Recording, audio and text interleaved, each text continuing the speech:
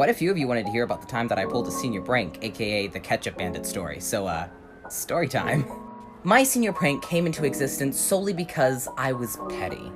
See, the high school I went to for my senior year was the most backwoods, bullshit, country bumpkin kind of high school I've ever been to, and I've been to 4. Like, they had rules for which stairs you could go up or down on. You got an entire new set of classes every quarter. And to top it all off, senior year was kind of the year that I just gave up. I didn't really care what anybody thought of me, because I was just done.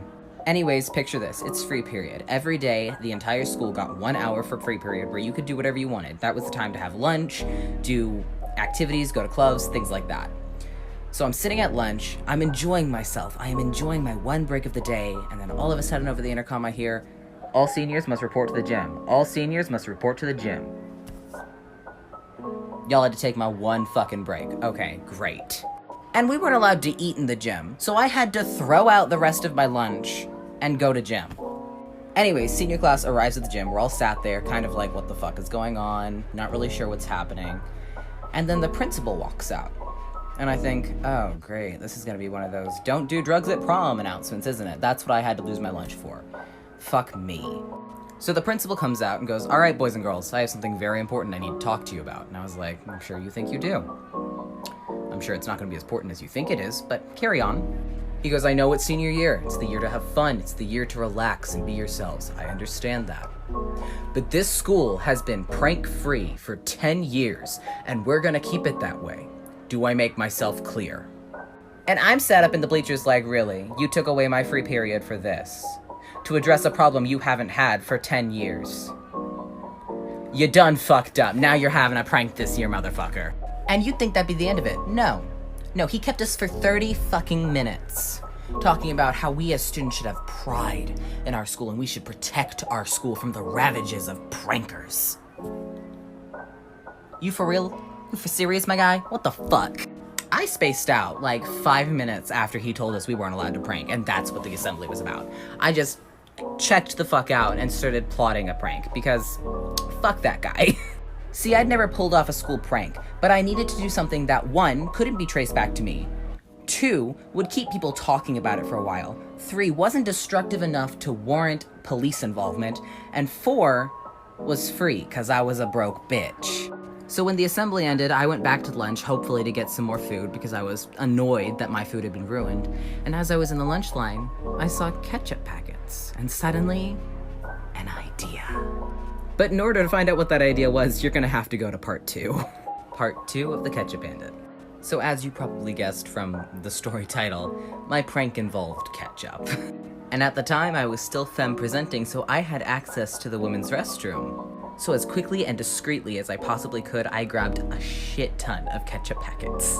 And then I went around to each of the girls' toilets and folded ketchup packets and put them under the seats, so when people sat on them, it would shoot ketchup at the back of your knees. And I thought, that's great. Nobody gets hurt. The worst that'll happen is you have like a stain you have to get out in the wash, and everyone will think it's funny. Like, perfect. It's not what happened. Yeah, no, people were pissed. Like, really pissed. It didn't go over as well as I thought it would. I didn't realize how poorly the prank had been received until the next day at lunch. I realized there weren't any ketchup packets in the lunch line, and I thought, that's a bit odd, but you know, maybe they just ran out. Maybe they were waiting for a new shipment.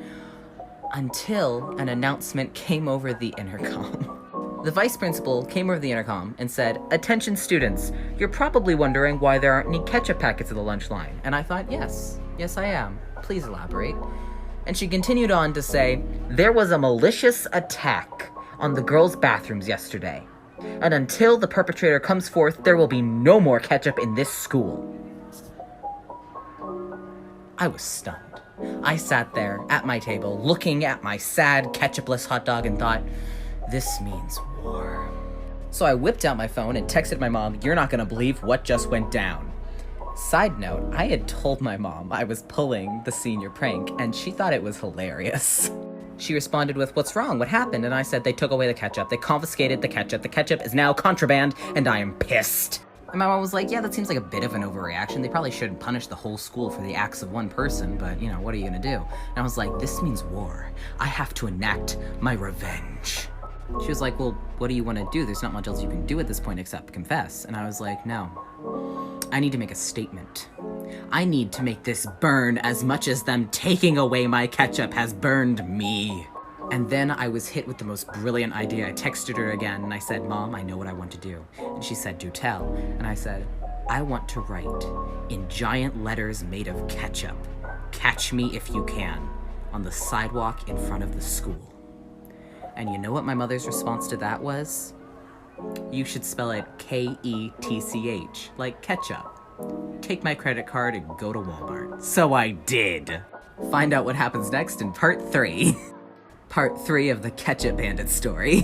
So with my mother's blessing and her credit card, I make a beeline to Walmart after school, and I purchase 2 of the 64-ounce bottles of ketchup. Ketchup secured, I head home and nap until about 12 o'clock that night, where I get up and start getting ready to enact my revenge. I throw my 2 gigantic bottles of ketchup into my Doctor Who backpack, which I never took to school, donned a pair of black jeans and a black hoodie, complete with a black t-shirt, tie my hair back in a high ponytail so that it'll be hidden by my hood when I pull it over, and then I head to the living room and say, all right, Mom, I think I'm ready, I'm gonna head out. And she goes, all right, don't get caught. And so I leave.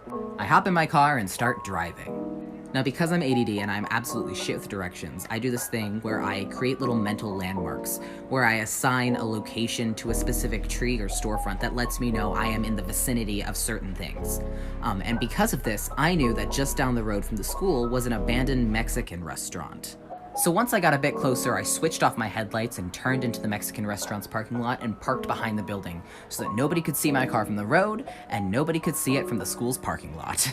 Then I stowed my phone in the glove box because the last thing I needed was a rogue phone to alert the guards. I grabbed my backpack, locked my car, stowed my keys in my pocket, and darted across the 4 lanes that separated me and my victory. Once across the street, I ducked into this little patch of wooded area that wasn't owned by anybody, so it was just overgrown and unkept and perfect for hiding in. And I sat there and I waited and I watched until I concluded it was safe. And once I was sure that nobody would catch me, I sprinted out of the bushes and pressed myself up against the wall of the school just to make sure that nobody from the road would see me. Then I shimmied my way down the wall until I got to the part where if I turned the corner, I would be in front of the school, but the entire school front was lit, which meant I had to cover about 500, maybe 600 feet of open, lit space where I was just exposed. So I set down my backpack, took out one of my ketchup bottles, took a deep breath, and fucking booked it to the front doors. As soon as I got there, I uncapped the ketchup bottle, thankful I had taken off the stupid little safety tab at home, and quickly wrote out my message in ketchup and then sprinted back to the darkness. It was then I realized I had about 1.5 bottles of ketchup left, so I went and hit 3 more locations in the school. I went and wrote my message at the back entrance where all of the kids who got dropped off by their parents would enter the school. Then, feeling emboldened and powerful by managing to pull this off twice, I went and did it in front of the freshman entrance as well. And then, just as quickly as I came, I vanished back into the thicket, where I waited until I was sure there were no cars coming and then darted across the street back to the Mexican restaurant and got in my car. Headlights still off, I quickly pulled into the Mexican restaurant and booked it home. Where upon arrival, my mother said, did you complete your mission? And I said I did, and she said, that's my kid. To see how that went over, go to part 4.